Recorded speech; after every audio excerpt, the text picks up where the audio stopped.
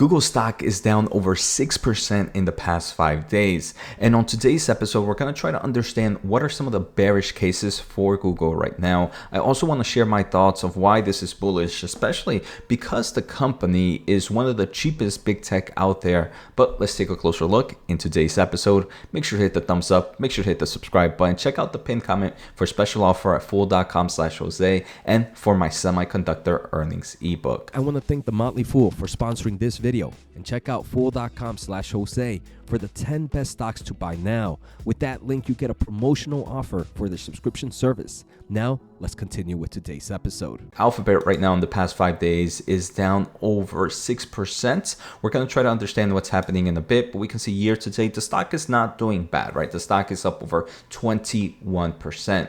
But from its peak in July, the stock is down over 12%. Now, I kind of mentioned it in the intro. One of my things that's one of my favorite things about Google is this is a company that is much cheaper than all the other big tech players out there. I mean, we can see Alphabet's PE ratio for 1 year, which ends in about, I want to say a little bit over 12 months from now, is 18.7, where the most expensive is Amazon right now at 32, then you have NVIDIA at 30, you have Microsoft at 27, and you have Meta Platforms at 22. Normally, in the historical values, Meta and Alphabet always tend to trade in similar numbers, but we can see Alphabet is definitely an outlier in forms of valuation at the moment. Now, it's not like this company is really losing anything right now. We can see in the trailing 12 months, the company has seen a huge growth in revenue, still in an uptrend. We can see earnings per share in the trailing 12 months has also increased. That's the purple line here. Maybe one of the bearish cases right now is free cash flow has definitely taken a hit, but remember, the company is investing a lot more money in capital expenditure, so free cash flow in the trailing 12 months is definitely not at its peak, even though revenue and earnings per share are. But regardless, free cash flow in the trailing 12 months is still over $55 billion, which I think is insane. Now, I kind of want to talk a little bit about the recent challenges. The first recent challenge, and I think this is the biggest one, is the Department of Justice antitrust concerns. So on November 21st of 2024, Google stock experienced a sharp decline following the United States Department of Justice proposed remedies to address the company's alleged monopoly in online search. These proposals include things like potential divestiture of Google's Chrome browser. Then you also have the possible sale of Android operating system, and also the restriction on Google's ability to be the default search engine on its Pixel smartphones. The news caused, like we saw, Alphabet stock price to drop over 5%, with investors concerned about the potential impact on the company's market dominance and revenue streams.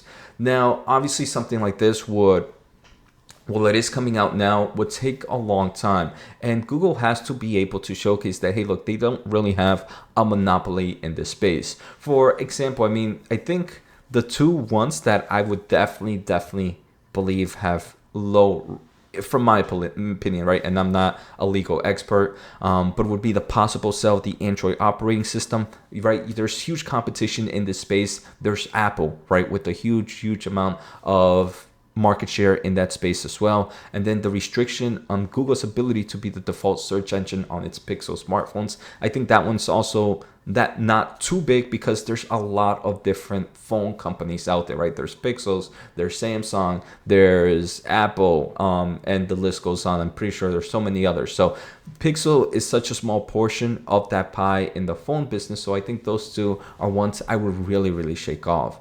The potential divestiture of Google's Chrome, I don't think that's, I mean, at the end of the day, it is possible, right? The market is speculating it right now, but something like this will take time to really go into fruition. And there's going to be a lot of legal battles here. So right now, it's just uncertainty, and I think it's going to be just uncertainty for a long time. I feel like every other year we hear something like this and kind of create some form of negative pressure to the stock.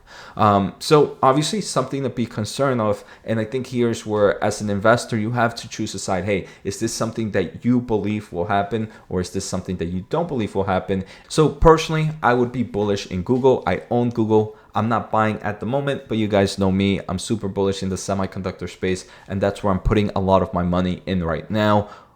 But looking at these valuations of Google, I think Google is going to be one of the next few non-semiconductors that I purchase.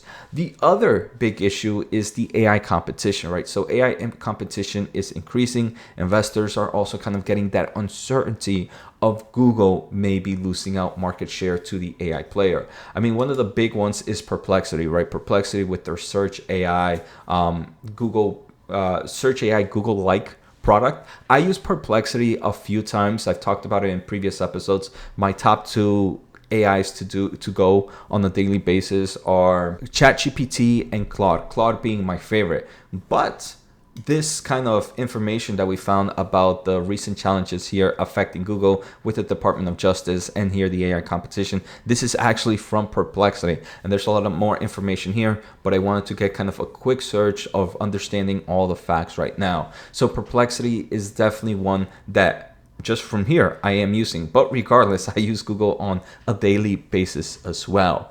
The other big kind of fear right now is ChatGPT search, where now you can go through links or relevant web sources using ChatGPT. This is one I personally don't use too much, and I'd rather maybe Google stuff at the moment, or maybe use Perplexity. So in forms of competition, there are use cases where I'm using AI over Google, but I want to say Google is still probably my main search engine. In forms of AI competition, right, Google is also a big player in the AI space. Even though their Gemini product might not be as popular as ChatGPT or some of the other solutions, I have to say Google is working with a lot of AI solutions in the back end. I think maybe Google doesn't really think they need to lead maybe in the chatbots like ChatGPT or like Claude, but this is one that's going to continue to innovate and have a lot of different AI solutions that are going to be meaningful in my opinion. The other thing about Google outside of them really focusing in AI is they are doing a lot with chip design, and I think chip design is very, very important. And you might be like, Jose, why do you have to make everything about semiconductors? Well, Google Cloud is run on AI chips, and it's run on chips in general. Google has made their own AI chip, and I wouldn't say it's an NVIDIA, but it's definitely good for what they needed. They actually use it for training their Gemini, and it definitely has reduced their dependency of a company like NVIDIA and help them kind of build out more AI infrastructure and provide more solutions for the AI cloud market. So I think, like I mentioned in all my NVIDIA episodes, I don't believe big tech is a bearish case for NVIDIA. I think these cloud providers need both NVIDIA and their own big tech solutions to be a big player in the clouding space. And I think Google is doing really well with their TPUs. They just released their 6th version, the Trillium, which is doing amazing in performance. It is showing better performance per dollar as well, so it's cheaper for their AI infrastructure. And we saw how their free cash flow kind of took a hit recently with all that AI infrastructure capex. The next thing is overall, I mean, Google's advertisement continues to dominate. I mean, I'm here as a YouTube content creator, and I can see the months that, hey, look, we're getting a lot more ads overall, and that most likely means YouTube is making a lot more money as well. And we can see in their most recent earnings, YouTube ads are up dramatically. Google search are up dramatically. Google Cloud is up. Even their other bets where they have kind of things like Waymo and their other types of AI solutions are also up on a year-over-year basis. So Google Cloud, there's nothing destruction happening for the company to be trading at these PE ratios of 18.7. So for me, I personally believe that a lot of this, there could be some truth to it, and there could be some risk, especially with the Department of Justice really stepping in, but just proposing remedies isn't something that's going to worry me. This can either accelerate or decelerate in the upcoming quarters, in the upcoming years, but I feel like we always hear something like this. And at the moment, I personally do enjoy Google at an 18.7. It is the cheapest big tech out there, and if I was to be purchasing a big tech outside of NVIDIA, I think Google would be my first bet. So let me know what are your thoughts below. Take care, have a good day, and see you all next time.